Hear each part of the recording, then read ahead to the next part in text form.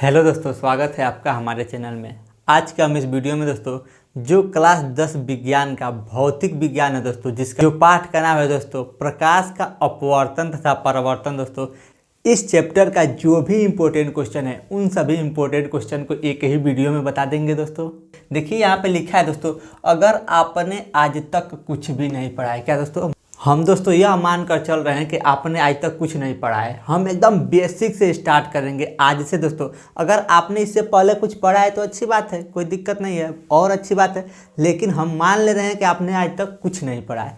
तब तैयारी कैसे करें बोर्ड एग्जाम की, तो हम ऐसे तैयारी कराएंगे कि अगर आप पढ़ाई किए होंगे दोस्तों तो 80% से ज़्यादा नंबर लाएंगे। लेकिन अगर आपने आज तक कुछ भी नहीं पढ़ा होगा दोस्तों, तभी भी 80% तक नंबर आप ला सकते हैं। आप यह टेंशन लेना छोड़ दीजिए कि आज से पहले क्या पढ़ा, अब सिर्फ इस पे फोकस करिए कि आज से हम क्या पढ़ रहे हैं। ठीक, जो हम बताएंगे उसी में से प्रश्न आएगा दोस्तों। जो हम दोस्तों इस वीडियो में जो जो प्रश्न बताएंगे उसी में से कोई ना कोई प्रश्न पूछा जाएगा, एक भी प्रश्न बाहर से नहीं आएगा दोस्तों। हम हर साल इंपॉर्टेंट क्वेश्चन बताते हैं, जो हम बताते हैं दोस्तों उसी में से बोर्ड एग्जाम में आता है। ठीक, प्रश्न कैसे पूछेगा और उसका उत्तर कैसे लिखेंगे, हम दोस्तों यह भी बताएंगे कि बोर्ड एग्जाम में आपसे प्रश्न कैसे पूछेगा और उसका उत्तर कैसे लिखेंगे। तो चलिए दोस्तों, हम कॉपी पे आपको बता रहे हैं कि प्रश्न कैसे पूछेगा और उसका उत्तर कैसे लिखेंगे। देखिए दोस्तों, पाठ का नाम है प्रकाश का परावर्तन तथा अपवर्तन। इस चैप्टर का दोस्तों जो प्रकाश का परावर्तन टॉपिक है उसको पूरा बता दिए हैं, पूरा ख़त्म कर दिए हैं। अगर आप उस वीडियो को नहीं देखे हैं तो कोई दिक्कत नहीं दोस्तों, इस वीडियो को देखिएगा। इस वीडियो के अंत में वह वीडियो आ जाएगा, प्रकाश का परावर्तन देख लीजिएगा। इस वीडियो में हम बताएंगे दोस्तों प्रकाश के अपवर्तन से रिलेटेड सभी टॉपिक, यानी जितना प्रकाश के अपवर्तन का टॉपिक है सभी टॉपिक को हम बता देंगे।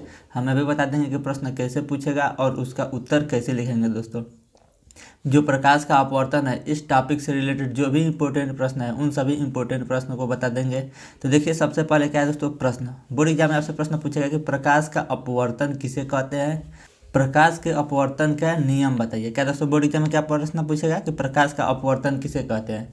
यह दोस्तों आपके बोर्ड एग्जाम में 4 नंबर में प्रश्न पूछा जा सकता है, इसलिए दोस्तों इसको ध्यान से समझिए। सबसे पहले आप समझिए प्रकाश का अपवर्तन।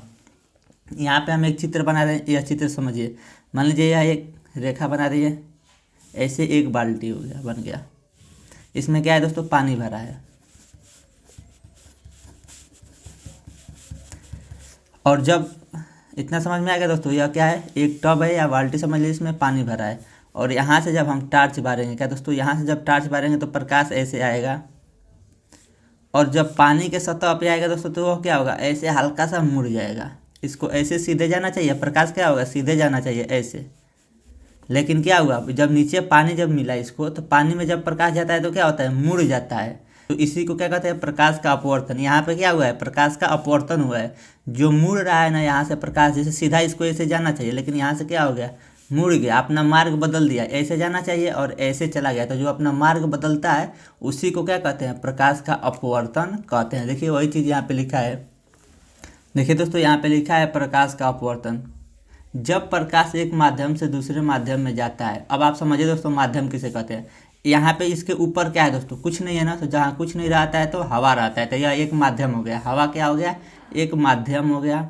और नीचे क्या है दोस्तों, नीचे पानी है, तो पानी एक माध्यम हो गया। क्या हो गया दोस्तों, पानी, पानी एक माध्यम हो गया। तो एक माध्यम से दूसरे माध्यम में, यानी यह पहला माध्यम है और यह दूसरा माध्यम है। तो प्रकाश क्या हो रहा है, हवा से पानी में जा रहा है, तो एक माध्यम से दूसरे माध्यम में जा रहा है, तो अपने मार्ग से विचलित हो जाता है। अपने मार्ग, यह इसका मार्ग ऐसे था, लेकिन यह विचलित होकर हल्का से क्या हो गया, मुड़ गया, तो अपने मार्ग से क्या हो गया, विचलित हो जाता है।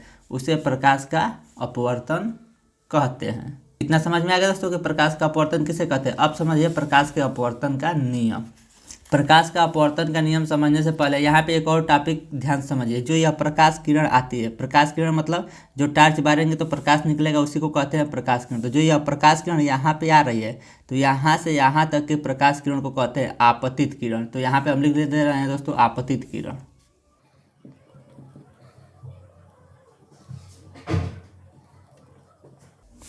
तो देखिए दोस्तों यहाँ पे लिख दिए आपतित किरण। यहाँ से यहाँ तक किरण को आपतित किरण, और यहाँ से यहाँ तक के किरण को हम लोग कहते हैं दोस्तों अपवर्तित किरण।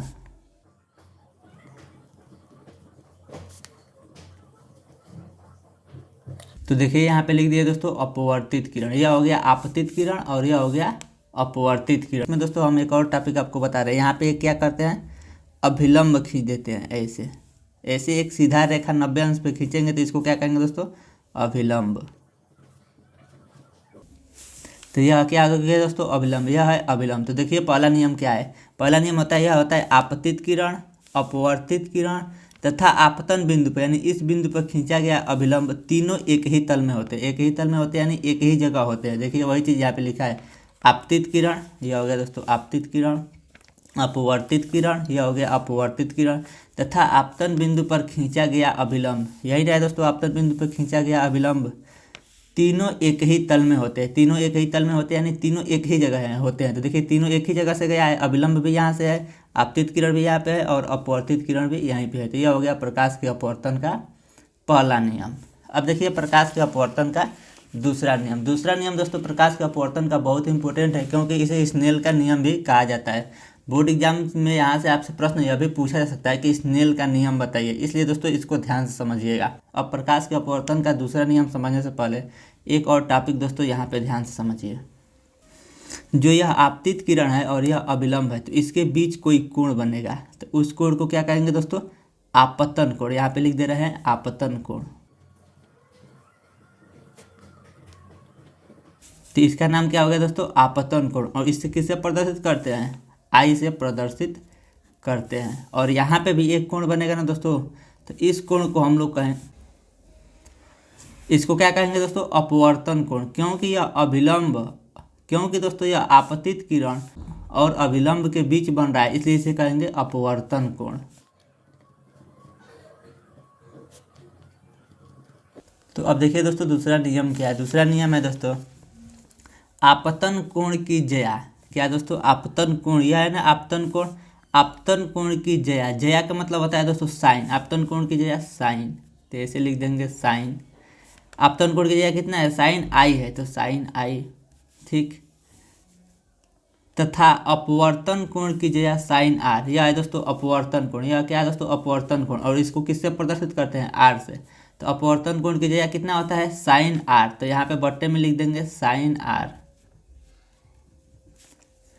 का अनुपात, अनुपात मतलब बट्टे, वही में लिखे है ना बट्टे, नियतांक होता है। क्या होता है दोस्तों, नियतांक, बराबर क्या लिख देंगे, नियतांक,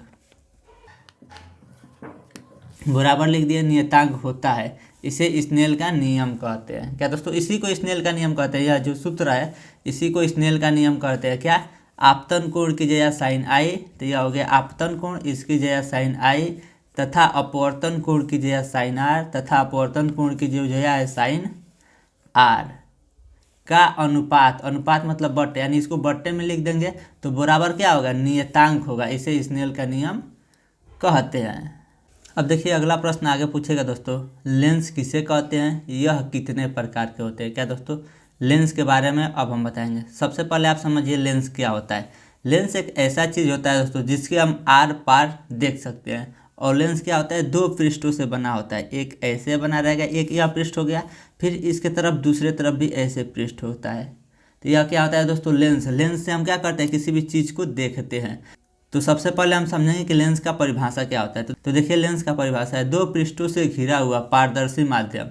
पारदर्शी माध्यम मतलब जिसके हम आर पार देख सकते हैं। और दो पृष्ठ का मतलब हम बनाए हैं, एक यह इधर का पृष्ठ हो गया और यह इधर का पृष्ठ हो गया, और यह दोनों क्या है, पारदर्शी है। पारदर्शी मतलब आर पार देख सकते हैं। जैसे आपके जो जंगला, जो आपके गाड़ी में शीशा होता है, वो जो आपके जंगला में शीशा लगता है जिससे हम आर पार देख सकते हैं। जैसे बोलेरो में आप बैठते हैं तो उसके बाहर भी देख सकते हैं, तो पारदर्शी माध्यम उसी को कहते हैं जिसके आर पार देख सकते हैं। जिसका पृष्ठ गोलीय हो, पृष्ठ कैसा होना चाहिए दोस्तों, गोलीय। तो देखिए इसका पृष्ठ गोलीय है ना, ये भी गोल है और ये भी गोल है, उसे लेंस कहते हैं। ये दो प्रकार के होते हैं। लेंस कितने प्रकार के होते हैं दोस्तों, दो प्रकार के, पहला अवतल लेंस और दूसरा उत्तल लेंस। तो सबसे पहले समझिए दोस्तों अवतल लेंस किसे कहते हैं। अवतल लेंस इस प्रकार होता है, यह भी दो पृष्ठ होगा, ऐसे एक पृष्ठ ये हो गया, एक पृष्ठ ये हो गया, और ऐसे मिला देंगे तो यह कौन सा लेंस होगा, अवतल लेंस। और इसका परिभाषा क्या हो जाएगा दोस्तों, यह बीच में क्या है, देखिए बीच में पतला है और किनारों पे मोटा है। तो जो लेंस बीच में पतला रहता है और किनारों पे मोटा होता है उसे हम लोग क्या कहते हैं, अवतल लेंस। देखिए वही चीज़ यहाँ पे लिखा है। वह लेंस जो बीच में पतला, यह क्या है दोस्तों, बीच में पतला तथा किनारों पे मोटा होता है, अवतल लेंस कहलाता है। तो यह कौन सा लेंस है दोस्तों, अवतल लेंस। यह हो गया अवतल लेंस। अब हम लोग समझेंगे दोस्तों उत्तल लेंस। उत्तल लेंस क्या होता है, इस प्रकार होता है। यह भी दो पृष्ठ है, यह भी दो पृष्ठ। यह देखिए, यह बीच में क्या है, मोटा है और किनारों पे क्या है, पतला है। तो जो लेंस बीच में मोटा होता है और किनारों पे पतला होता है उसे हम लोग उत्तल लेंस कहते हैं। देखिए यहाँ पे परिभाषा लिखा है, वह लेंस जो बीच में मोटा और किनारों पे पतला होता है उसे उत्तल लेंस कहते हैं। तो यह कौन सा लेंस हो गया दोस्तों, उत्तल लेंस। तो यहाँ पे दोस्तों इस चैप्टर का सभी इंपॉर्टेंट क्वेश्चन समाप्त हो गया। केवल एक और दो इंपॉर्टेंट क्वेश्चन बाकी है, उसको हम आगे के वीडियो में बता देंगे।